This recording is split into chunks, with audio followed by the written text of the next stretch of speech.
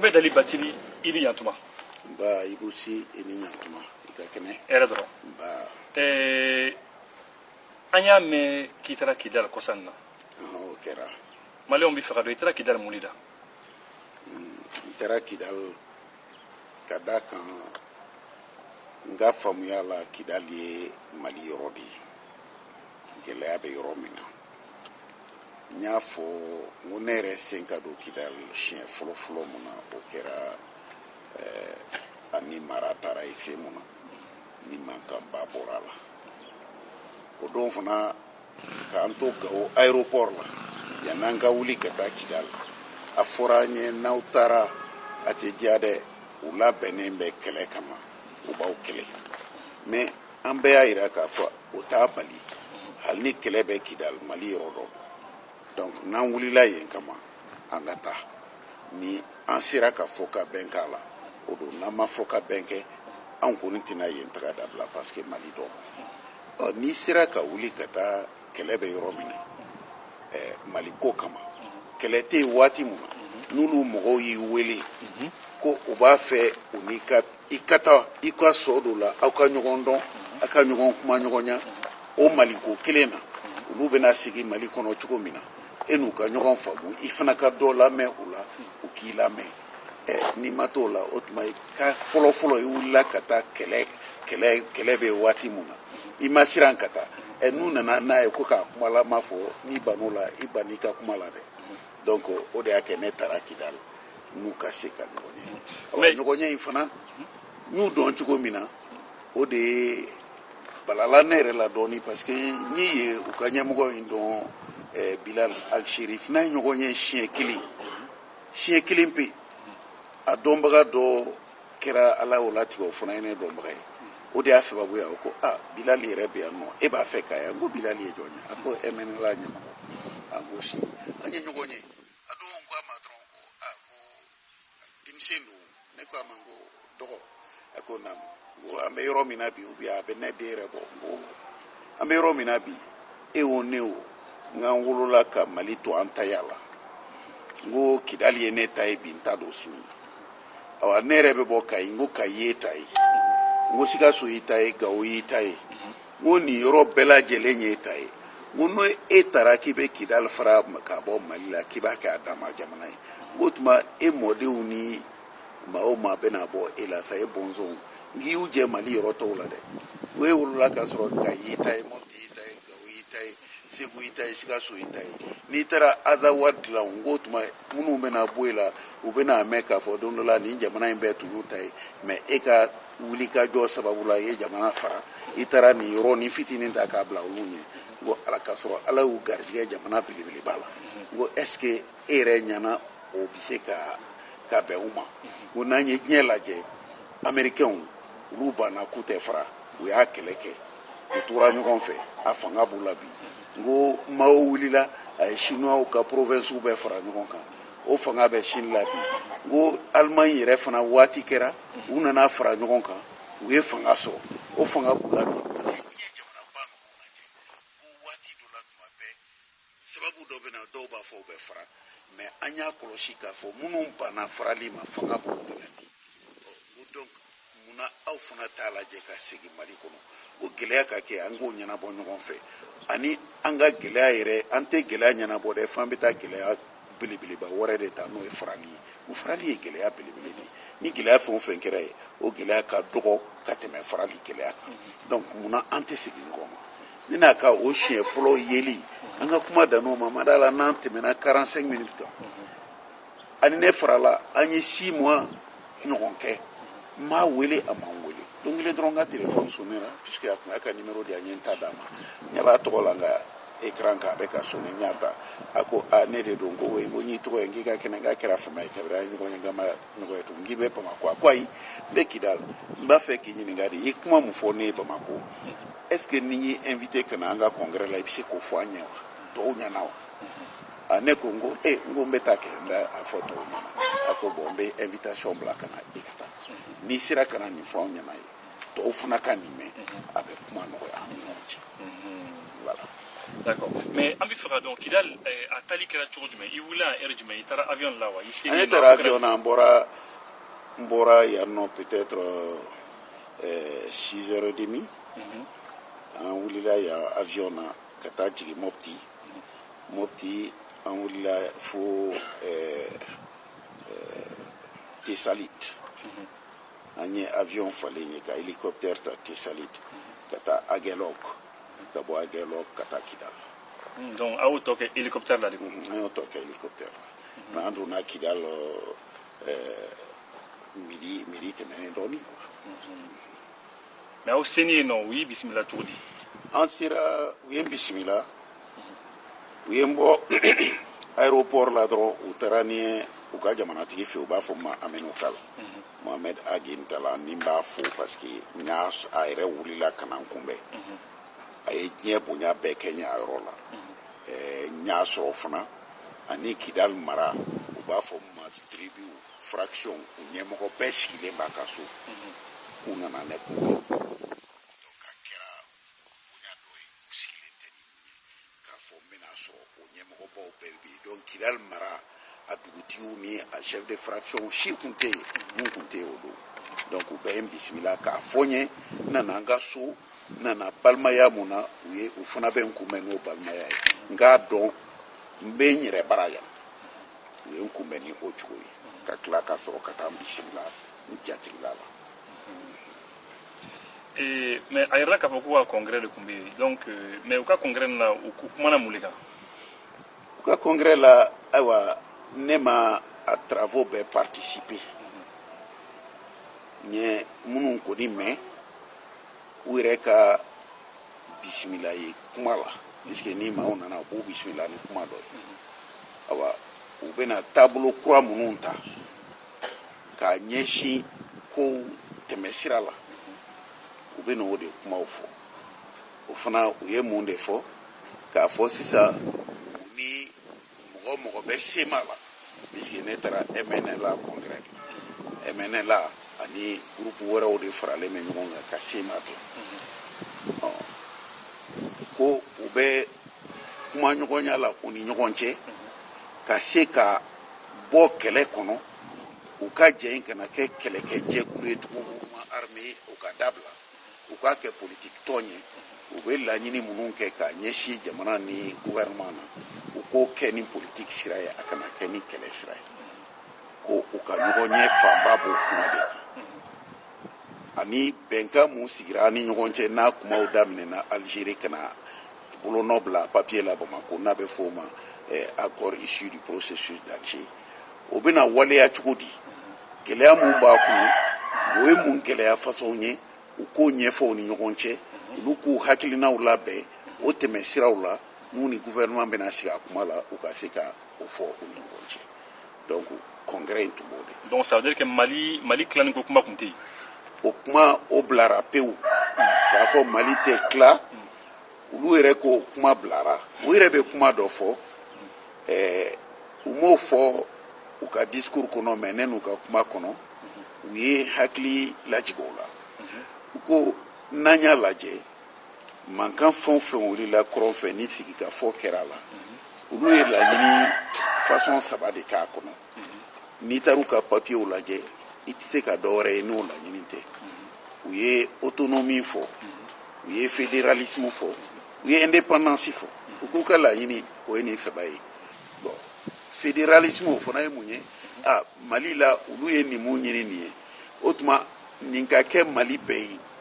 bɛɛ ka se ka ni ɲɔgɔn k'i ka yɔrɔ la mais an bɛ jɛ kunkoba dɔw la ɲɔgɔn fɛ jamana kɔnɔ i ko n ye mun fɔ sisan n'a fɔra sɔrɔsiya o ye gouvernement ka baara ye n'a fɔra ko ani jamana wɛrɛ cɛla o diplomatie o ye gouvernement ka baara ye n'a fɔra sariya o bɛɛ ye gouvernement ka baara ye mais jamana bɛɛ fana ka se ka i dama fangajɛkulu sigi i ka yɔrɔ la i bɛ se k'i ka yɔrɔ mara cogo min k'a yiriwa cogo min n'i yɛrɛ hakilinaw ye ani ka sigida denw ka jɛ ye a bɛ se ka fɔ o ma o ye fédéralisme ye mais bɛɛ bɛ bɛn o kan a tɛ kɛ yɔrɔ kelen ye a bɛ kɛ bɛɛ de ye bɛɛ bɛ minɛ bila kelen kɔnɔ a ka kɛ ten u y'o fana ɲini u bɔr'o la u ye indépendance yɛrɛ ɲini an b'a fɛ ka jamana yɛrɛ de tila fila ye sa aw ka to aw dan na an bɛ to an dan na u ko olu ka laɲini ye u ye delila u bɛ laɲini kɛ ni nin saba kumakan de ye a ko mɛ ni an y'a jate minɛ bɛn kɛra tuma o tuma olu de b'u ta bila u ka ɲini ta u y'a bila gouvernement bɛ na ni kan mun ye u bɛ sɔn o ma danaya kɔnɔ k'a fɔ ni aw nana ni nin ye anw y'an ta in bila an bɛ sɔn aw ta ma u ko o fɔlɔ kɛra mun ye o décentralisation ko décentralisation gouvernement yɛrɛ de ko k'o kɛ bon décentralisation o kɛcogo fana bɛ yen gouvernement bɛ jamana kɔlɔsi sira caman fɛ a ekɔlisow ni a kɛnɛyasow bɛɛ taabolo mais a bɛ kalifa bɛɛ la i sigida la n'a kalifar'i la gouvernement b'a kɔlɔsi a baaraw kɔlɔsi a yɛrɛ bɛ se ka na baara k'i fɛ a b'i dɛmɛ baara la e yɛrɛ bɛ se ka baara dɔw boloda gouvernement b'i dɛmɛ mais a musakaw u bɛ ta foroba nafolo kɔnɔ cogo min k'a lase ka yɔrɔ la i ni gouvernement bɛ bɛn o la gouvernement bɛ bɛɛ ni yɔrɔ d'i ma komi o accord ninnu wagati ni bi cɛ gouvernement dɛsɛra k'o kɛ bon an ka nin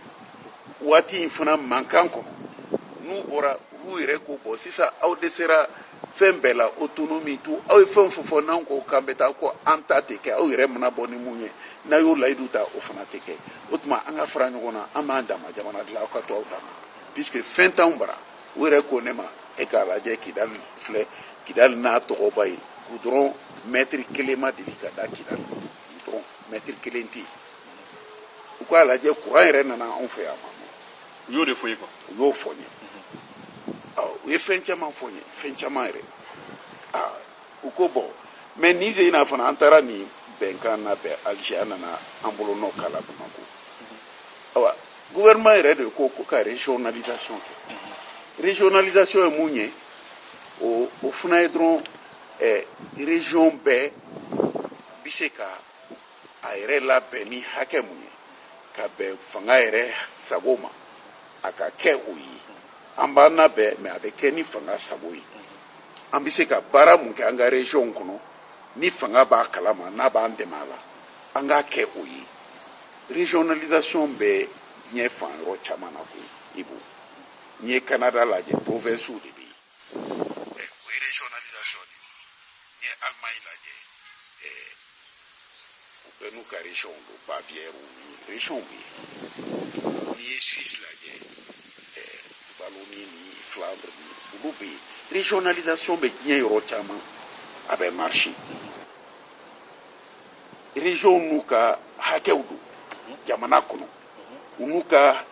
fɛɛrɛw don u yɛrɛ bɛ wari sɔrɔ u yɛrɛ ye cogo min ka se ka baara dɔw kɛ u b'o labɛn mais u tɛ jamana sariya sɔsɔ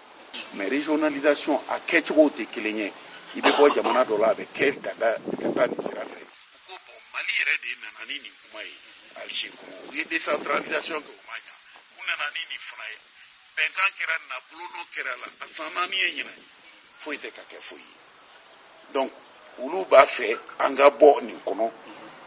k'a sababuya kɛ yɔrɔ caman ye Ibu ye yɔrɔnin dɔ yɛrɛ fɔ nin u k'a lajɛ anw bɛɛ ye denmisɛnw de ye marifaw an y'u ta mais ni kɛlɛ banna a banna kɛlɛ tɛ anw ni Mali cɛ Mali yɔrɔ tɔw cɛ tugun an bɛ Mali de kɔnɔ an bɛ Maliyɛn bi mais an ka denmisɛn minnu bɛ yen n'u ye marifaw ta yala Kidali kɔnɔ n'a ka di i k'u ɲininka dɔrɔmɛ kelen sara an t'a d'u ma u tɛ baara la u ma foyi sɔrɔ baara yɛrɛ tɛ Kidali donc yala ko gɛlɛyara sa anw yɛrɛ ka laɲini ye sa a ka ban an ka ninnu labila fɛn dɔ ka d'u ma u ka taa balo o la n'o tɛ i ye mɔgɔ lasigi marifa b'a bolo kisɛ b'a bolo a ko k'a laban man ɲi yɛrɛ ma dɛ u yɛrɛ fana b'a ɲini a ka ban puisque gɛlɛya dɔ bɛ marifa in tali kɔnɔ k'a ɲɛsin u yɛrɛ la n'i ye marifa di mɔgɔ ma i t'a bila kɛlɛ la i t'a sara masi b'o don dɛ donc u bɛ nin bɛɛ f'i ye mais n'i ma t'u lamɛn i tɛ nin faamu n'i ma t'u lamɛn e yɛrɛ b'u bɛɛ bila minɛn kelen kɔnɔ i b'a fɔ u bɛɛ ŋaniya ye kelen de ye gɛlɛya t'u kan ŋaniya fila t'u la dɔrɔn ka mugu ta ka mugu ci mais hali ka taa mugu in ci wari min bɛ kɛ ka mugu ci ne ma d'a la n'o b'u bolo ten koyi ni stock dɔw don ni fɛn dɔw don mais ka kɛlɛ yɛrɛ kɛ ni nafolo ye a ka gɛlɛn dɛ olu yɛrɛ bɛ mun fɔ a la u ko an b'a fɔ ma banmanciw terroristu k'u b'an ka sɔrɔdasiw faga cogo k'u bɛ k'olu fana ka kɛlɛkɛlaw faga ten mais olu ta tɛ fɔ di presse tɛ k'olu ta fɔ anw dun ta mana kɛ presse bɛɛ b'a fɔ ko sinon olu yɛrɛ bɛ poids mun ta la a ko kɔnɔ faamaw t'o ta an ka sɔrɔdasiw tɛ k'o ta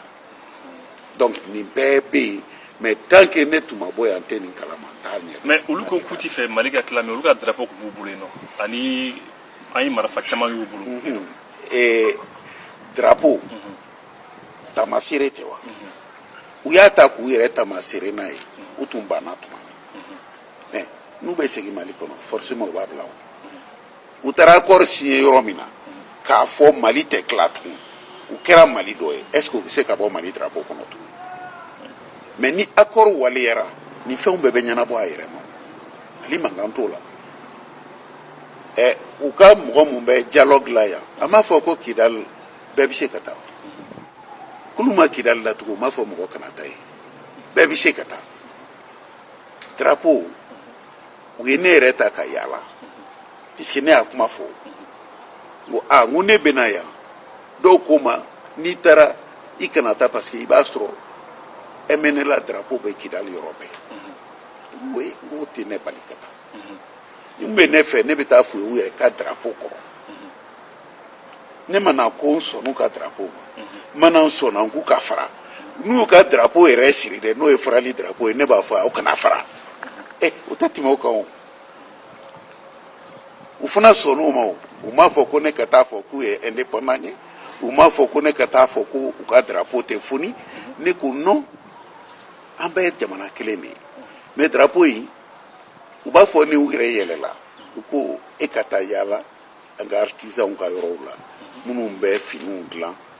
an ka bagansiw la ni nɛnɛ sera yan nɛnɛ ka jugu bagansi ninnu an b'olu de kɛ kataw ye an bɛ biri a la e ka taa dɔw lajɛ n taara ne ye fɛn o fɛn ye Kidal tantiw kɔrɔ n bɔra mais en réalité n y'u lajɛ fana n tun b'a jateminɛ u b'a fɛ k'a ɲininka mun na n bɔra u ko ko bɔn k'i ye mun faamu ko bɔn ko ni tantiw kɔnɔna ye ko vraiment décoration ka ɲi tapi ɲumanw don kelen ye n ta ko an ka taa tanti dɔ filɛ ye an ka taa kɔrɔ an taara n ye décor mun sɔrɔ ye a ko nin lajɛ kosɛbɛ couverture ninnu u bɛ fɛn o fɛn dilan u fɛ yen vert rouge noir u bɛ jaune kɛ ka dessin k'a la a ko nin ye Kidal taabolo de ye anw MNLA ka drapeau yɛrɛ tɛ Kidal couleur de ye k'a sɔrɔ hali MNLA ma sigi mais an y'a daminɛ an ko ka drapeau ɲini an ka mɔgɔ dɔw de ye nin couleur ta ko nin de b'an bolo yan pour que an tɛ nin ta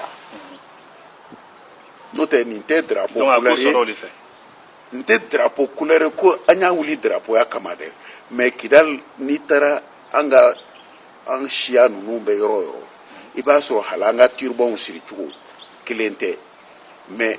n'i taara nin yɔrɔ la olu bɛɛ ka turban siri cogo ye kelen ye u ka dɔw ta ye jɛman ye dɔw ta ye jɛman ni finman ɲagaminen ye dɔw ta ye couleur wɛrɛ ye i b'a sɔrɔ région bɛɛ n'a ka couleur don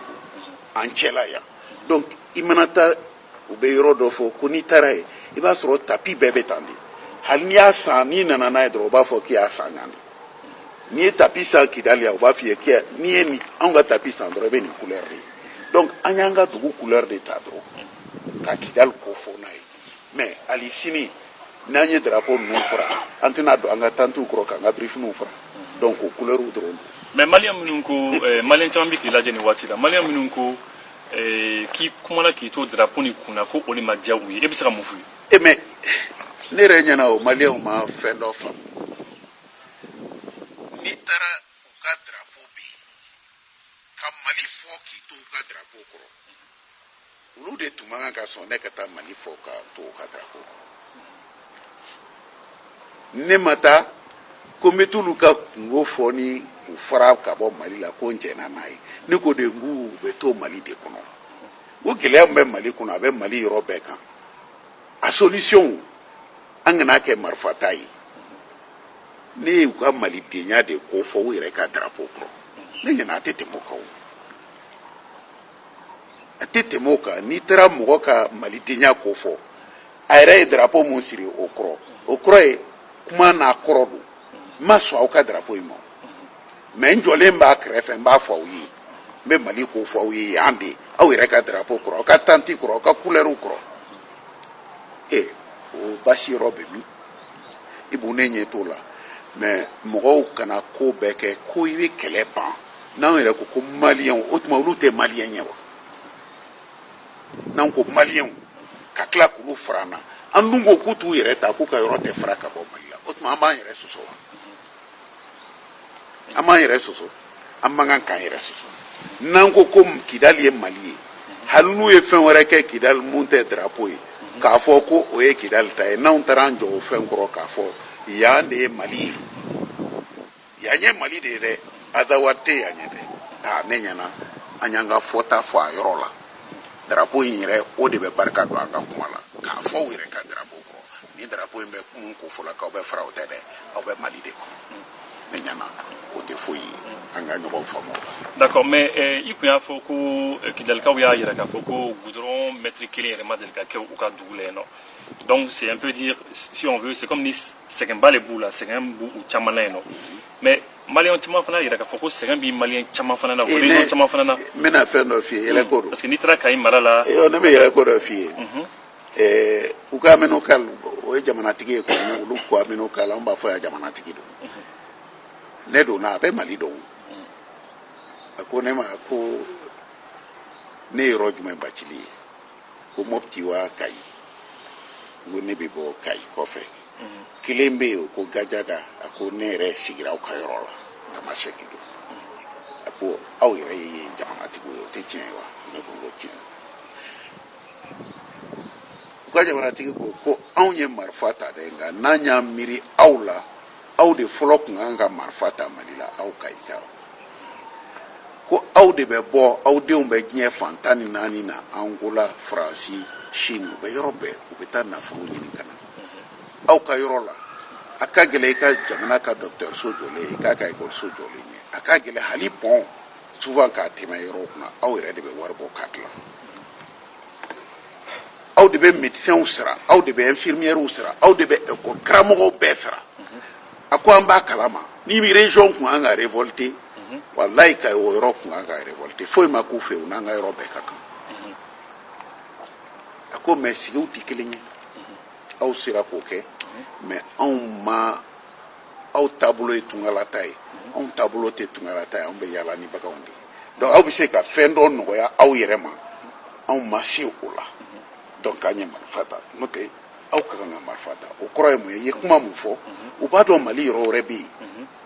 gouvernement ma foyi kɛ o sɛgɛn bɛ minnu kan ka tɛmɛ olu yɛrɛ kan sɛgɛn b'u kan n t'a fɔ ka tɛmɛ olu kan dɛ mais Ibu n'i bɛ wulakolon kɔnɔ cɛncɛn kan sanji ka gɛlɛn ji sɔrɔli ka gɛlɛn ani bɛ yɔrɔ dɔ la i bɛ ji sɔrɔ yɔrɔ min yiriw bɛ yen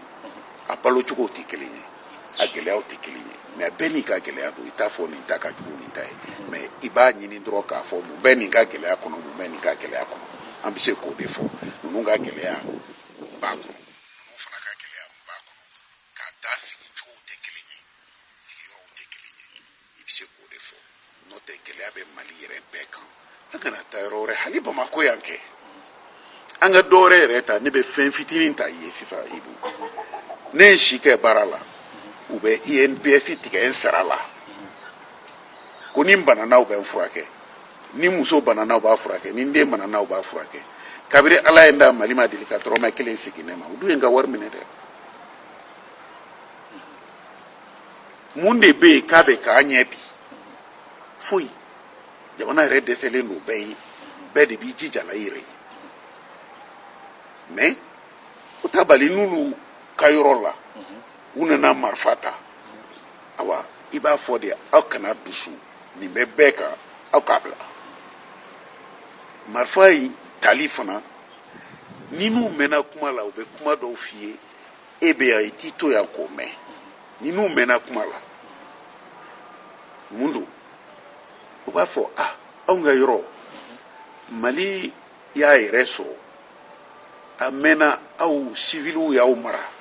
aw degela civil mara la anw fɛ yan bɛɛ tun ye sɔrɔdasi de chef d'arrondissement ye sɔrɔdasi hali docteur tun ye sɔrɔdasi ye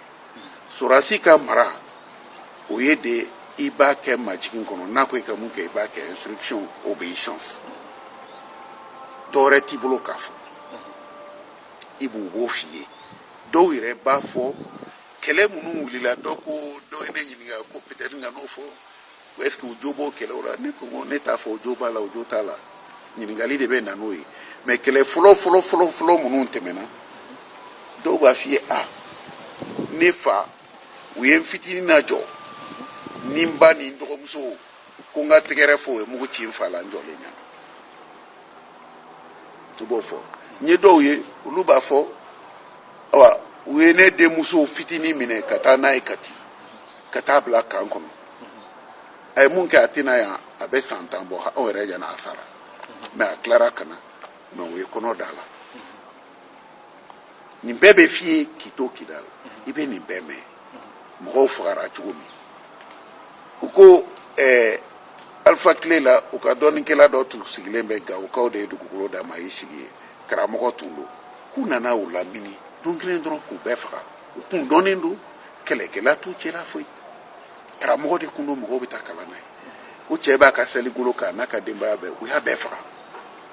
n'i y'i ta o fɛ fɛnw don yankaw fana dusu bɛ bɔ mun na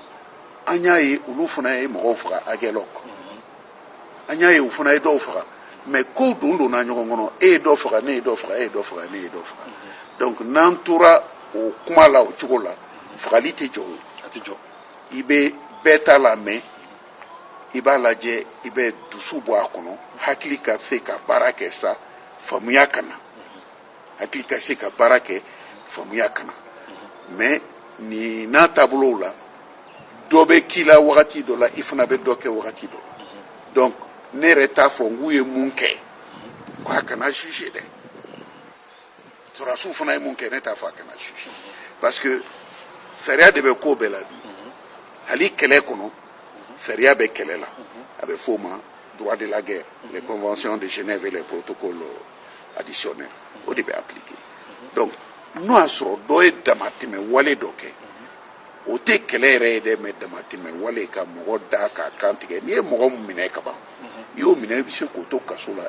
ni mun bɛ a tɛ ne ye kɛlɛ tugun a b'i bolo donc o ka kɛlɛ banna o ni kɛlɛ banna a ka kan ka segin cogo i b'a segin mais ni e y'a minɛ se wɛrɛ t'a ye yanni i k'a minɛ k'a to kaso la i bolo i y'a da k'a kan tigɛ i ko bagan a bɛ f'o ma i ye damatɛmɛ wale kɛ donc n'o wale minnu yera a kɔnɔ ni o daliluw sɔrɔla ni maa minnu y'o kɛ sariya bɛ se ka wuli o kɔ o tɛ problème ye ne bolo mais o t'a bali hali n'olu kɛra an ka sigi fɔlɔ n'i y'a ye hali an b'a fɔ sini an b'o ɲɛɲini ni sariya ye o y'a sɔrɔ bɛn de nana parce que n'i y'a mɛn sariya bɛ baara kɛ a ka se ka sɔrɔ bɛn b'a yɔrɔ la ni bɛn tɛ yen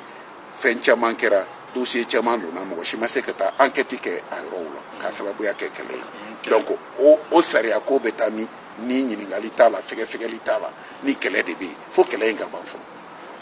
E taalen yen nɔ kuma dira i ma i ye mun ni mun de fɔ. kuma dira ne ma n ye yɔrɔ mun f'i ye sisan n ko an bɛɛ jamanaden kelen n ko mun y'an kɛ jamanaden kelen ye n ko jamanadenya a don n k'u ma n ko ne fa a ma deli ka tɛmɛ Badalabugu kan a bɛ bɔ Kayi de a ma tɛmɛ Badalabugu kan ne fa Mamadu n'a sera Ɲamakɔrɔ Ɲamana a ma se Misabugu a t'o dɔn a y'a ka diɲɛlatigɛ bɛɛ kɛ Kayi ni Bamako cɛ a ka Badalabugu pɔn tigɛ a kɛra ne taara lycée la a taara lajɛ n'o tɛ ala tun tɛ se yen n ko mais n ko don min na ne taara Kidal ni mugu cira n na n ko ne ka mun de bɛ Kidal n fa tɛ yen n ba tɛ yen n ka dugukolo tɛ yen n ka bagan tɛ yen n ka sɔrɔ tɛ yen mais n ka jamana de bɛ yen olu fana a caman bɛ yan u ma se ne ka jamana la u t'a dɔn yɔrɔ min don u b'u ka balo kɛ ka saya kɛ u tɛ se yen n ko mais ne ka jamana y'u ka jamana ye n ko jamanadenya ala de b'a latigɛ a bɛ jɛ k'aw sɔn fɛn dɔ la fɛn mun a bɛ fɔ ko jamana ye mun ye yɔrɔ mun kɛnɛ mun ni sariya kelen bɛ bɛɛ mara sariya kelen mun bɛ aw mara Kidal o de bɛ ne mara Kayi o de bɛ Sikasokaw mara o de bɛ Segukaw mara o de bɛ Moptikaw mara o kɛnɛ ni sariya bɛ bolo o kɛnɛ fɛn o fɛn kan o sariya kelen kan ni sariya wɛrɛ ɲagaminen t'a la a bɛ fɔ ko jamana ye ko donc Kidal Kayi Bamako Sikaso o sariya kelen de b'a bɛɛ kɔnɔ hali bi kidal bɛ bɔ mali la ne ɲɛ t'a bɔ cogo la. donc i y'o kuma de f'u ye. n y'a f'u ye ka tila k'a f'u ye n ko kɛlɛ in o de b'an bɛɛ segin kɔ nafa t'a la an bɛ wari mun ta ka ɲɔgɔn kɛlɛ n'an y'a ta k'a don an ka ɲɛfɛ taga la o de nafa ka bon an ma ni kɛlɛ ye. a sabanan n ko ka kɛlɛ kɛ ka taa mɔgɔ minɛ k'i to kɛlɛ kɔnɔ kɛlɛkɛminɛn b'i bolo a b'ale bolo k'a fɔ k'i sera a la n ko ka nɔgɔ kojugu. n ko kɛlɛ mun ni o ye kɛlɛ bɛɛ la cɛya ye i ka wuli ka bɛn ɲini kɛlɛ kɔfɛ n ko ni mɔgɔ min y'o bɛn sɔrɔ e de sera kɛlɛ la. ni mɔgɔ min sera kɛlɛ kɔfɛ ka wuli ka kɛlɛ kɛ pour que bɛn kana n ko tuma anw b'o kɛlɛ de la bi ka kɛlɛ kɛ bɛn kana mali kɔnɔ farali kana kɛ n k'o de ye ne se yan n ka jamana de don n ka kan ka na yan an ye kɛlɛkɛyɔrɔ dɔ de ye k'a fɔ ka kɛlɛ bila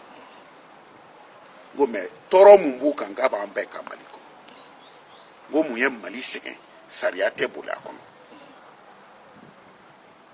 n ko mun ye mali sɛgɛn sɔrɔ o sɔrɔ bɛ na k'a ɲɛsin jamana na a ka ɲɛfɛ taga la jamanadenw ka lafiya la n ko dunkojuguya ye jamanadenw bali o sɔrɔw nafa la surɔfɛn minɛ dunkojuguya n ko bɛ mali yɔrɔ bɛɛ o de y'a kɛ an ka sira tɛ se ka dilan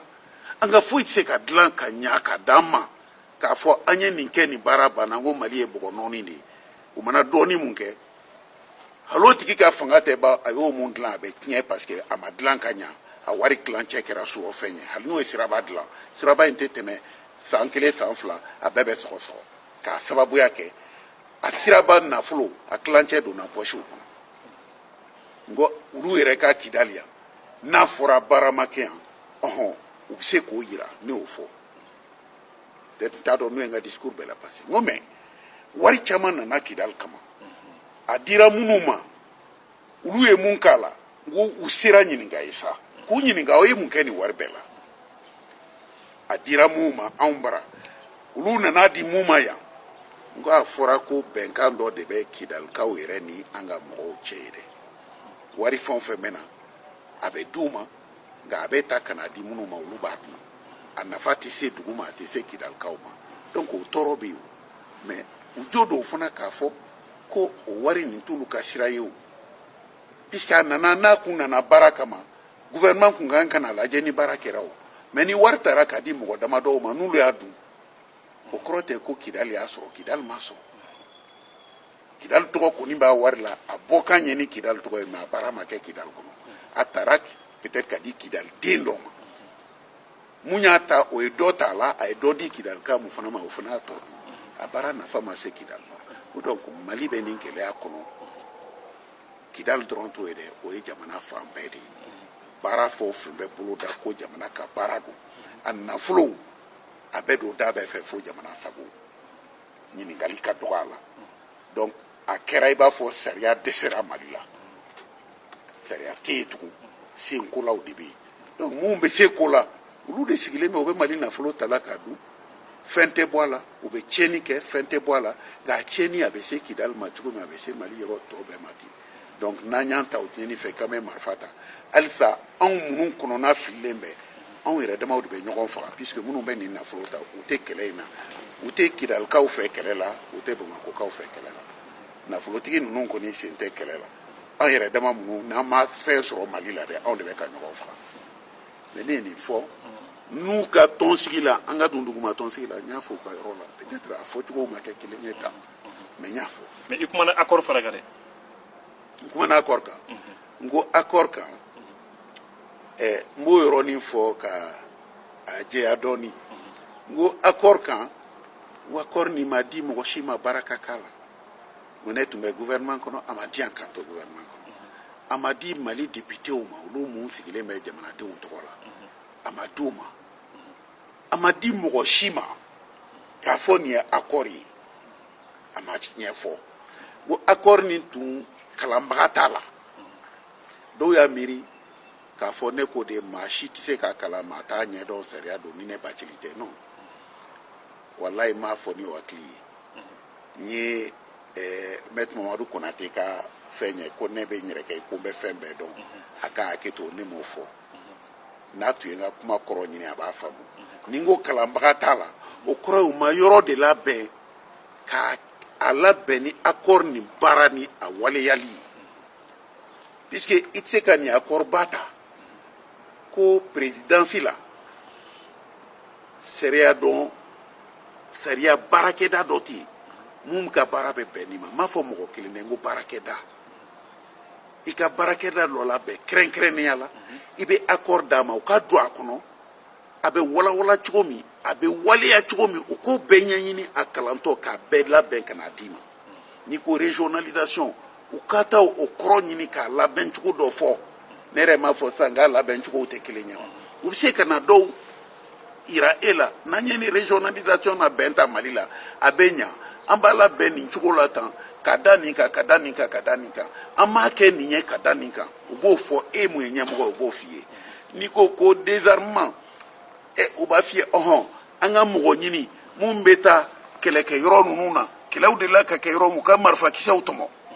u k'a lajɛ marifa fasɔn jɔn ye ni marifa ninnu ci donc n'an ye mun wele k'i ka na n'i ka marifa ye ka marifa bila i ni marifa fasɔn t'i bolo o kɔrɔ i bɛ nanbara la i ni marifa mun nana o tɛ kɛlɛkɛ marifa ye donc kɛlɛkɛ marifa bɛ min i y'o bila min an k'o ɲɛdɔn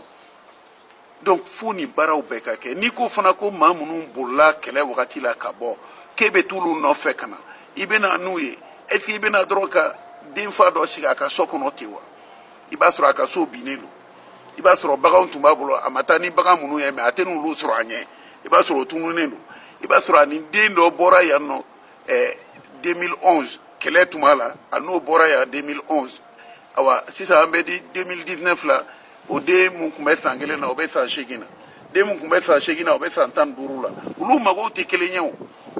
bon den dɔ bɛ yɛrɛ o taara ka to a ba kɔ la o ma Mali yɛrɛ ye o bɛna Mali ye a siɲɛ fɔlɔ ye nin ye mais a tun bɛ yɔrɔ min na ekɔlisow b'a bolo yen dɔgɔtɔrɔsow bɛ yen a ladonnen don ji sɔrɔ ka di furakɛ yɔrɔw bɛ yen mais n'e nana n'a ka dugu la a fa bɔra yɔrɔ min na k'a sɔrɔ o si tɛ yen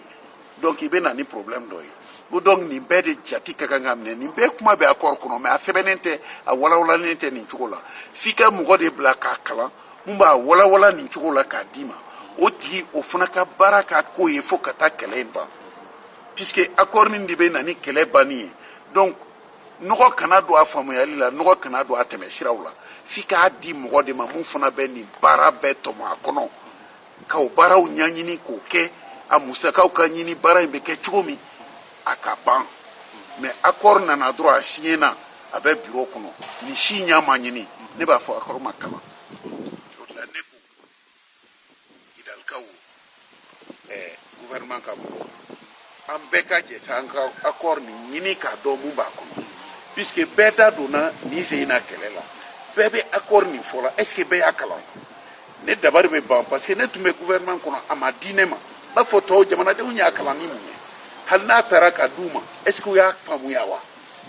fo sigikafɔ dɔ ka kɛ accord nin ka se de ka ɲɛfɔ bɛɛ k'a faamu mun b'a kɔnɔ an bɛna taa tɛmɛ sira mun fɛ n'a bɛ nɔgɔya an ma an ka bɛn ka se ka sabati o kɔnɔna na f'an k'o ɲini k'o dɔn de o dun tɛ dɔn ni accord kuma ye da la k'a kɛ dala gese i m'a ɲini k'a faamu non o tɛ se ka kɛ. mais kɛnɛ ka yen nɔ i ma fɛn fɔ gouvernement ma parce que dɔw y'a yɛrɛ k'a fɔ k'i fɛn fɔ gouvernement ne ko gouvernement ma accord a m'a kalan n y'a fɔ corruption bɛ gouvernement kɔnɔ n y'a fɔ ka wari ta k'a di dɔw ma olu k'a k'u kun n'o tɛ fɛn ye je l'ai dit mais ne bɛ deli ka nin fɔ yan est ce que n bɛ mun fɔ gouvernement ma yan Bamako yan ni n taara o fɔ Kidali tɛ Mali yɔrɔ dɔ ye donc n bɛ mun fɔ gouvernement ma yan n ka taa k'a jira k'a fɔ non Kidalikaw ne n'aw tɛ ɲɔgɔn fɛ dɛ n tɛ fɔ gouvernement ma parce que ne bɛ gouvernement kɔ non gouvernement bɛ ne ni Kidalikaw bɛɛ ye n'u ka baara ɲɛna n b'u féliciter n'a ma ɲa n b'u kɔrɔfɔ yan cogo min n b'u kɔrɔfɔ Kidali tɛ o tɛ ne bolo problème ye o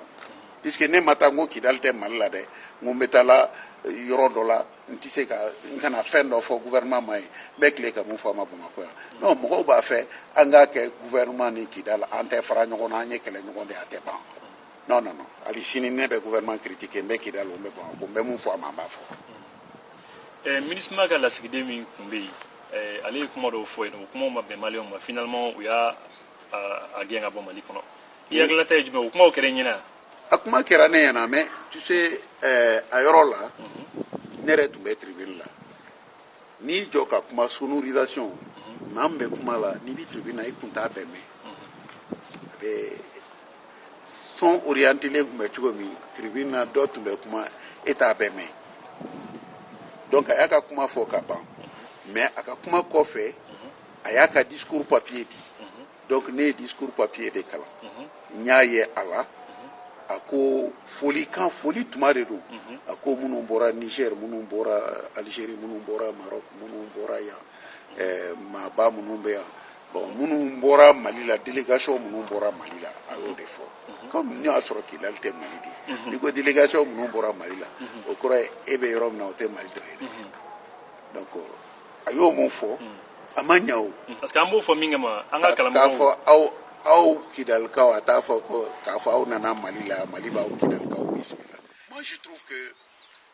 nin kuma ninnu anw bɛ k'u sama ka se yɔrɔ min na ani n'i bɛ accord nin yɛrɛ digiw minnu taara a baara kɛ Kidalikaw kabiri Alger olu y'a dɔn k'a fɔ Kidali tɛna bɔ Mali la tugun puisque u ye papier signé k'a fɔ Mali tɛ tila olu yɛrɛ bolo Mali tila nin o kuma a b'anw de da ka tɛmɛ olu kan mais olu bɛna segin ni accord ye cogo di Mali kɔnɔ u b'o dɔrɔn de kuma la olu t'a la k'an bɔra Mali la olu y'o dépassé a mɛnna sisan sɔgɔma kɛ o ma donc u bɛ Mali la anw de bɛ ka halisa sinsin o yɔrɔ kan comme n'o y'a sɔrɔ olu yɛrɛ faralen de don ka bɔ Mali la mɔgɔw bɛ taamasere kɛ mun ye u b'a fɔ ko armée tɛ yen administration tɛ yen fɛnw tɛ yen o bɔra yen ka da mara ka visite de kan mara ka visite kɔfɛ de o bɔra yen mais olu yɛrɛ b'a f'i ye mara bɛ taa visite la tuma min olu tun b'a ma filɛ ko kɛlɛ bɛ bɔ yen koyi u ɲana dɛ bɛn b'a la an bɛɛ bɛnnen don mara bɛ taa mɔgɔ wɛrɛ bɛ taa problème t'a la puisque Mali drapeau tun bɛ yen ne yɛrɛ taara visite la k'an kɔnɔ Mali drapeau tun bɛ yen Mali sɔrɔdasiw tun bɛ yen an taara gouvernorat la drapeau tun bɛ yen donc Mali ko tun tɛ problème ye u bolo fo ka se o visite dɔw ma mais o don fana u b'a f'i ye k'olu ma kɛlɛ kɛ Mali fɛ dɛ ko dɔ de bɛ u yɛrɛ damaw ni ɲɔgɔn cɛ kɛlɛ sababuyara o de la mais Mali ko tɛ k'a fɔ u bɛ Mali kɛlɛ k'a gɛn ka bɔ Kidali kɔnɔ a yɛrɛ u b'a fɔ ni mɔgɔ kelen de tɔgɔ ye peut-être a kuma cɛ ka ɲi ta a man ɲi ta mais n'i y'olu ɲininka dakun tun b'u ni général Gamu de cɛ olu yɛrɛ Kidalikaw ni général Gamu donc olu tun t'a fɛ Gamu de ka ye u ka dugu kɔnɔ donc Gamu taara yɛrɛ sɔrɔ visite kɔnɔ u ko o tun ma ɲɛf'u ye o ma f'u ye olu dun ye kali de ko Gamu kana s'u ma donc u ye Gamu ye dugu kɔnɔ a ma bɛn o tuma mun b'u ni Gamu cɛ n tɛna n da don o la parce que an ka tɛmɛ o yɔrɔw kan mais u b'o kuma de fɔ donc o de sen fɛ ni kɛlɛ wulila olu yɛrɛ bolo sa u y'a kɛ kɛlɛ kuntigilen ye mais c'est la seule fois u fana ka kɛlɛ kɛ accord kɔfɛ o de nana ni nin bɛɛ ye donc sisan ni kow bɛ ka taa ɲɛfɛ fo sigikafɔ bɛ ka kɛ bon olu yɛrɛ bolo maliyɛnw ka jamana de ye Kidali ye u ka taa Kidali ye Mali ye olu yɛrɛ ye maliyɛn ye u ka passeport maliyɛn b'u bolo hali sini u n'o de bɛ circuler u tɛ taa yɔrɔ wɛrɛ parce que mɔgɔw bɛ fɛn caman fɔ k'u ye passeport dilan u ye fɛnw kɛ bon tu sais activiste ninnu bɛɛ b'i ka prototype kɛ k'a fili réseau kan dɔw ye passeport Azawadi yɛrɛ dilan k'a bila réseau kan olu ka dilanni tɛ mais mɔgɔ caman maliyɛn caman miiri la bi maliyɛn caman bɛ k'a fɔ ko faransi de bɛ k'u dɛmɛ est ce que o kuma ye tiɲɛ e hakilina ta ye jumɛn ye n'i ye ne ɲininka faransi sen donna kɛlɛ in na koyi a daminɛ a ma kɛ faransi kɔfɛ ne delila ka nin fɔ mais Mali an tɛ ɲɔgɔn na mais 2011 ne ye nin fɔ 2011 n y'a fɔ kɛlɛ de tun bɛ Libi ani faransi cɛ a wagati la an ka jamanatigi n'o ye Amadu Tumani Ture ani Kadafi tun ka di je crois que a ye Kadafi dɛmɛ kojugu o tuma dun na faransi tun t'a fɛ ka Kadafi tɔgɔ mɛn donc faransi ma se k'o yɔrɔ faamu a tɛ yen k'o taabolo o ye nin wuli k'a ɲɛsin ATT la ka d'a kan olu bɛ Kadafi kɛlɛ la ATT farala Kadafi kan donc an bɛna gɛlɛya bila i yɛrɛ ka jamana kɔnɔ o kɛra o fɛn wɛrɛ mun tun bɛ yen o fana tɛ Faransi nɔ rébellion ye fɛn caman donna a kɔnɔ an b'a fɔ banbaganci ninnu terroristiw olu fana nana sigi Mali frontière la jɔn y'u sigi a wagati Algérie ka kɛlɛ de ye olu sigi Mokhtar Bel Mokhtar voilà olu bɛɛ tɛ Algériens ye fils mɔgɔw tɛ wa u ye kɛlɛ kɛ u yɛrɛ ka jamana kɔnɔ diina nɔfɛ u ka sɔrɔdasiw gɛn ka n'u ba sigi Mali frontière an b'a kalama donc olu fana bɛ yen donc kɛlɛ in nana fɛn caman de don MNLA mɔgɔw bila u fɛ u fara olu kan k'u bɛ terroristiw kɛlɛ olu de ye siraw dɔw u bɛ terroristiw b'u guider o de fɔra officiellement Faransi y'o de fɔ mais nin bɛɛ la n'i ko ko gouvernement français ma u dɛmɛ ka u ka mouvement sigi a y'a sigi mais an bɛ don min na i ko bi a ka gɛlɛn i ye maa mun dɛmɛ a ka activité daminɛ i k'i bolo fosi ka bɔ a kɔrɔ ten dɛ mais fo Mali fana ka kɛ goya o kɔrɔ k'a kɛ Faransi ka neutraliser nin bɛɛ ye sababu de i bɛ Faransi neutraliser cogo min fo hakiliw de fana k'o ɲini an ka baara kɛ ni o ye an ni ɲɔgɔn cɛ Ibu fɛn dɔw bɛ yen n'i ye kɛlɛ in taabolo ye an bɛ kulela ko an ka jamana cɛmancɛ yan fan fɛ terroristiw bɛna mɔgɔ faga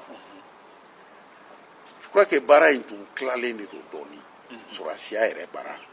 a tilalen don dɔɔnin peut-être n'i y'a lajɛ hali Macron bɛ dimi façon mun kɛ i k'a jukɔrɔlaw ɲini k'a dɔn Gawo k'a ta Kidali wula kɔnɔna in na Barkhane ka fangaba tun bɛ yen de a ma se centre la a b'i komi o de a fɔra u ka yen kɔlɔsi MINUSMA ni CEDEAO ninnu olu y'a ta Gawo région kɔnɔ k'a se ka baara dɔw k'o kɔnɔ k'o sécuriser je crois que camancɛla in o tun tɛ kɛlɛ la daminɛ la donc n'i ye Barkhane ɲininka n'i ye MINUSMA ɲininka o yɔrɔ bɛ Mali fan tɔ bɛɛ bɛ Mali armée ka sécurité de ka bolo kan a t'olu ka bolo kan bon mɔgɔw bɛ Faransi critiquer fɛn o fɛn bɛ fɔ Faransi ma ne Bacili ne ko ne sɔnna ne tɛ se ka kɛ Faransi fɛ ka tɛmɛ Mali kan n sɔnnen don dɛ mais mɔgɔw ka fɛn kelen jateminɛ Faransi wo Rusi wo ni anw yɛrɛ ma k'an yɛrɛ fɛ i nana an dɛmɛ cogo o cogo an tɛ se ka bɔ ka foyi kɛ an tɛ k'an yɛrɛ f'an ka k'an yɛrɛ sago ye fɔlɔ an dun bɛɛ da bɛnnen b'a ma k'a fɔ Mali fanga yɛrɛ de ye a bɔra fanga an jigiya tun b'a kan cogo min a t'o kɔnɔ sariyantanya o ye maaw bila tiɲɛni bɛɛ la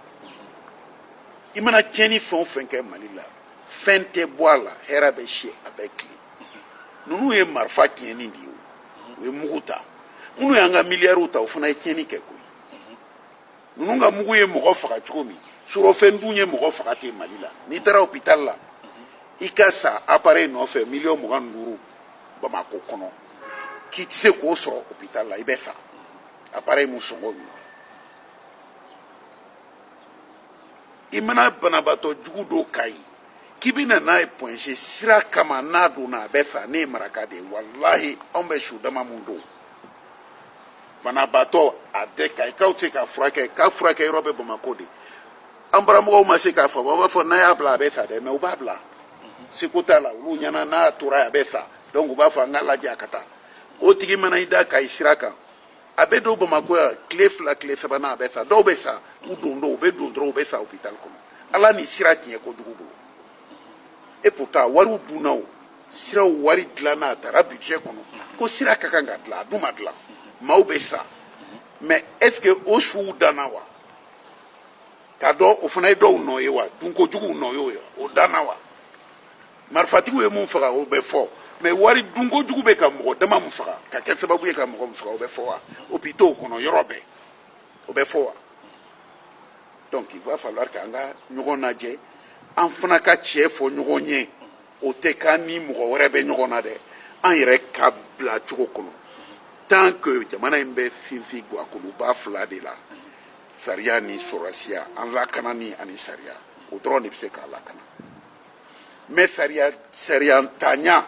o y'a kɛ lakanali fana cira an bolo ka da mun kan hali wari mun bɛ di Ibu Tayiru ye kuma min fɔ assemblée la n ko dɔw ko k'a ma diya o ye ko général don sɔrɔsi don k'a man kan ka nin fɔ ministre de la défense don k'a man kan ka nin fɔ mais Tayiru bɛ na tuma min o y'a sɔrɔ an yɛrɛ ye wari mun ta 1236 milliards ko k'a don armement ni équipement na k'a di sɔrɔsiw ma e ni ala cɛ i b'o di sɔrɔsi ma o ka taa f'i ye ko dumuni t'a bolo ko minɔgɔ b'a la a ma kɛlɛkɛminɛn tɛ yen dumuni tɛ yen ni fɛn ni mun sanna k'o bɛ bin avion dalen bɛ o disi kan mun tun b'an bolo kabini Musa tile la olu bɛɛ ɲama tununna ɲininkali tɛ k'a la a kuma yɛrɛ datugulen don n'i y'a kuma fɔ f'a bɛ kɛ mɔgɔw ɲɛna k'i da maga ko de la i da mankan ka maga mun na mun nana n'o bɛɛ ye an banna sariya la k'a tɔ kɛ setigiw mana kɛ cogo min a bɛ ten su dama min bɛ bɔla o kɔnɔ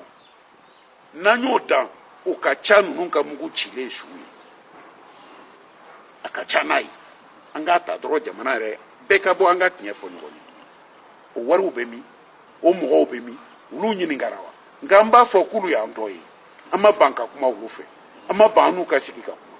mais an tɛ ko lajɛ fɛ hakili la ani tiɲɛ minɛn kɔnɔ an ka tiɲɛ fɔ an ni ɲɔgɔn cɛ donc an y'a mɛn ko justice kan k'o dossier ta justice ka kan k'a ta an k'a ye a k'a ta fɔlɔ damadɔni an ɲɛ bɛ 2 dɔrɔn de la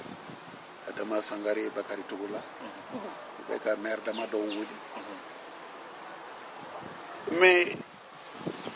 ne ye Musa Traoré ka kuma maire Asbat ka émission na kuma a ko MIG 21 tun bɛ yan o bɛ min a ko ka ɲininkali kɛ k'u bɛ min ne fana delila k'a fɔ u bɛ min ne ko an sera kuma dɔ de tiɲɛ fɔli ye sa ka siran an yɛrɛ ɲɛ o ka ban a la an tɛ se ka siran an yɛrɛ ɲɛ tuguni ne ko Alpha Umar Konare a ma sa a bɛ yan a ka bɔ sa a ka dɔ fɔ an ye an ka kɛlɛkɛminɛnw taara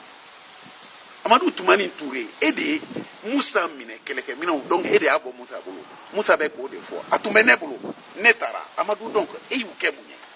i y'u di Alpha ma wa Alpha ye fanga segin ma tuma min a y'u segin ma wa Amadu yɛrɛ ko ten ale kelen tɛ se ka banbanci ninnu kɛlɛ a b'a dɔn a minɛn t'an bolo donc Amadu yɛrɛ y'a fɔ Musa kun ye minɛn minnu to ale bolo a nana ka fanga minɛ Alpha la tuma min a kun tɛ yen o mais a ma sɔn k'i jɔ kɛnɛ de kan k'a fɔ Alpha minɛnw bɛ min Alpha de minɛnw ne y'u d'i ma o bɛ min a ko de ne tɛna nin kɛlɛ kɛ ni ye ɲɛsiw la n bɛ siran a fanga tɛ n na tugun donc Amadu kuma na dɛ maliyɛnw de bannen bɛ ka Amadu ka kuma lamɛn Alpha tun kan ka bɔ ka kuma donc n'aw ko Faransi Russie ne ko ni nana sɔrɔ labɛn mun kɔnɔ o labɛn in n'o ka ɲi an bɛɛ fɛ yen an ka labɛn man ɲi bamananw ka kuma tɛ k'i bɛ basa dɛmɛ ka yɛlɛ yiri la ko n tori ni ala yɛlɛ a bɛ bin dɛ est ce que an torilama de don wa an basalama de don an tɛ dɔ fɔ ɲɔgɔn ye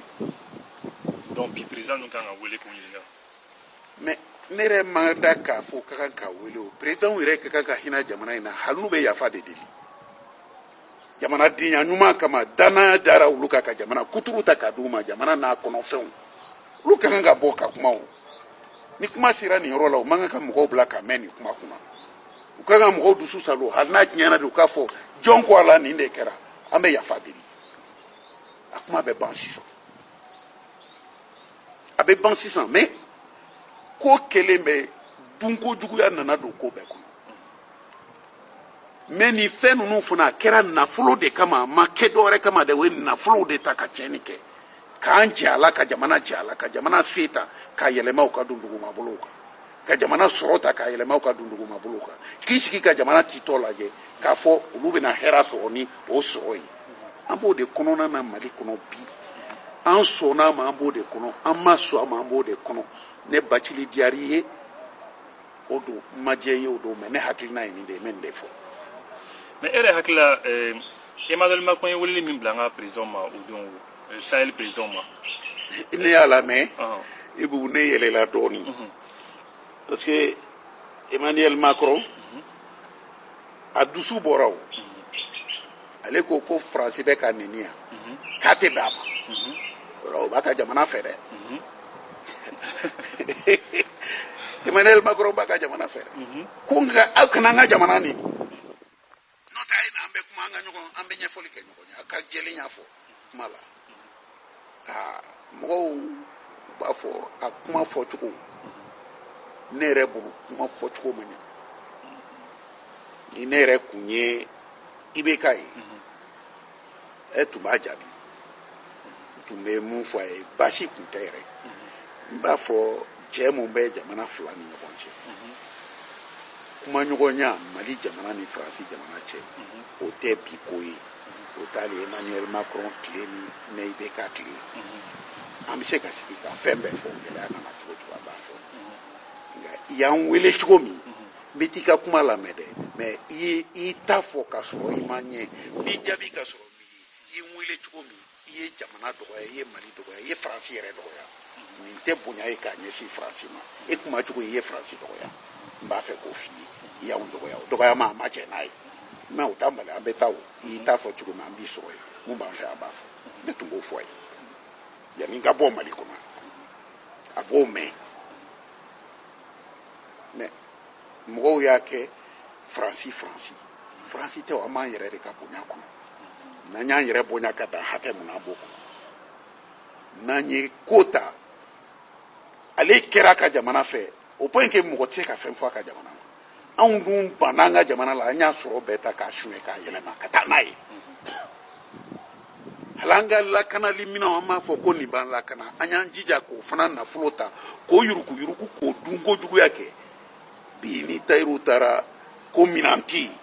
ale dun nana a y'a sɔrɔ loi de programmation et d'orientation militaire tɛmɛna a san 5 fɔlɔ dafara budget mana ta a bɔra a wari labɔra 1236 milliards anw tun bɛ ministériya la tuma min u ye 40% tigɛ an ka budget la k'o fana fara o wari kan donc a ka ca 1236 milliards nin ye dɛ 40% tigɛra ministre kelen kelen bɛɛ ka budget la or budgetw bɛ yen o loi des finances mun votera budgetw bɛ yen a wariw bɛ yen o an ka taa dan bani i bɛ don facilement 2000 milliards kɔnɔ o 2000 milliards taara min o minɛnw o bɛ tɛ se ka minɛn di Mali armée ma k'a tɛ jɔ k'a tɛ se ka mɔgɔ kunbɛn ko sɔrɔdasiw bɛ boli minɛn t'u bolo kɛlɛkɛminɛn t'u bolo il est temps que an ka ɲininkali kɛ ni nin kumaw fɔra dɔw b'i jɔ ni a tɛ Kari fɛ IBK ko tɛ Kari ko tɛ mɔgɔ wɛrɛ ko tɛ ne ni bɛ Mali dugukolo kɔnɔ yan ni ni bɛ lakana a ka di n ye ni n ka denw ni bɛ lakana a ka di n ye fɛn min b'u ni lakana n'o tununa ne ka kan k'o ɲɛɲini n'o nafolo taara da o da fɛ ni ne m'o ɲɛɲini n kɛra yɛrɛ dɔnbali ye dɛ n bɛ se ka siran jɔn ye ka tɛmɛ n yɛrɛ ni kan ni ka kan ka lakana cogo min ni maa min tulongoro la ni ne ko n ko n t'o ɲɛɲini o tuma n bɛ kɛ mun ye donc maliyɛnw k'o jate faamu ni kumaw bɛ sen na Faransi ko bɛ yen Faransi ye mun fɔ a fɔcogo ma diya ne ye mais a jaabi bɛ yen koyi k'a jaabi cogo ɲuman fɔ k'a fɔ Macron ye f'a b'a faamu k'a fɔ a ye Faransi lase dɔgɔyama ma a m'anw dɔgɔya dɛ a ye Faransi lase dɔgɔyama ma Faransi ye jamanaba ye cogo min o ɲɛmɔgɔ man kan ka kuma tan si k'o fɔ a ye e fana b'o don a tulo la de fɔcogo la fɔcogo mun tɛ tɛmɛ a tulo kan abada yanni ani ka ɲɔgɔn ye donc n'aw ye ɲɔgɔn ye a b'a dɔn nin tɛ tulonkɛ dɛ a ye n jaabi dɛ n'aw ye ɲɔgɔn ye a b'a fɔ n ye kuma min fɔ a ye n jaabi n y'a faamu a b'i bonya mais n'i wulila ka t'i sigi a kɔrɔ ten e m'a jaabi yanni i ka taa n'a ye dɔgɔyama mun k'i la a y'i jɛ o ye ne ka faamuyali ye. mais maliyɛn caman ko bi k'u bɛ fɛ Faransi ka taga e yɛrɛ bolo Faransi kan ka taa wa. u y'a question posé Musa Traoré kun Faransi journaliste dɔ de y'a posé a kun ne y'a lamɛn vraiment a ka jaabi diyara ne ye a ye mun fɔ a ko y'a ɲininka ko Faransi ni MINUSMA ni CEDEAO ko sɔrɔsiw kana Mali kɔnɔ yan ko ale hakilina ye mun y'o la a ko maloya belebele maloya tɛ tɛmɛ mun kan maloya tɛ tɛmɛ mun kan o de ye nin ye maloya belebele bɛɛ de ye nin ye o de la a ko kɛlɛkɛminɛnw bɛ min a ko MiG 21 bɛ min ne delila k'a kuma fɔ yan a ko yan MiG 21 sɔrɔsiw bɛ k'a boli irisiw ka général dɔ ko a ma u ye yan pilotes bɛ k'a lajɛ k'a ko ni avion boli cogo n'i y'a bɔn anw ka jamana ni Israël la wallahi a tɛ mɔgɔ dɔn mun bɛ se ka MiG boli tun k'o fɔra anw ka jamana ma k'olu bɛ min Musa ye ɲininkali kɛ olu bɛ se k'i to yan ninnu kana wa donc maloya don o ko donc Faransi ka taa ka bɔ yan ko n tɛ foyi dɔn armée la sisan hali ni malolen don ni ne ko Faransi ka taa ni n dalen t'a la k'a fɔ Mali sɔrɔdasiw bɛ se ka Mali lakana o ye dusubaya fu de ye ne tɛ foyi dɔn n'i ye ne fana ɲininka jaabi bɛ Mali yɛrɛ sɔrɔdasiw bolo Faransi ka taa kana taa o b'a bolo mais dusu tɛ ko ye dusuko tɛ an tɛmɛna dusu kan Musa yɛrɛ y'a jira dusu tɛ tugun puisque an sɔnna malo ma Maliyɛnw ka da la dɔw de y'an malo mais Faransi mana an malo CEDEAO m'an malo MINUSMA m'an malo mun y'an ka armée ci olu de y'an malo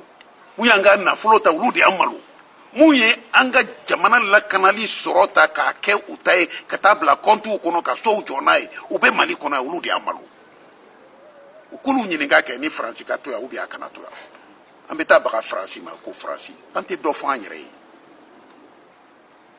an ka dɔ fɔ an yɛrɛ ma an ka dɔ fɔ an yɛrɛ ye an k'an yɛrɛ lajɛ sa ni tiɲɛ ɲɛ ye nin de ye tiɲɛ ye an k'a fɔ an ni ɲɔgɔn cɛ ne b'a fɔ jɔnw y'an malo minnu y'an ka nafolo dun hali bi o nafolo dun kelen de tɛ sen na wa fɔlɔ Musa ye mun to o feerela k'o wari dun sisan an ye nafolo kura mun yɛrɛ bɔ k'an to kɛlɛ kɔnɔ nin ma kɛ k'a sɔrɔ kɛlɛ mana dɛ mais an bɛ kɛlɛ kɔnɔ sisan kɔni nin bɔra an kisili de kama n k'o fana dunna. Oui, mais tuma bɛ Maliyɛnw bɛ to ka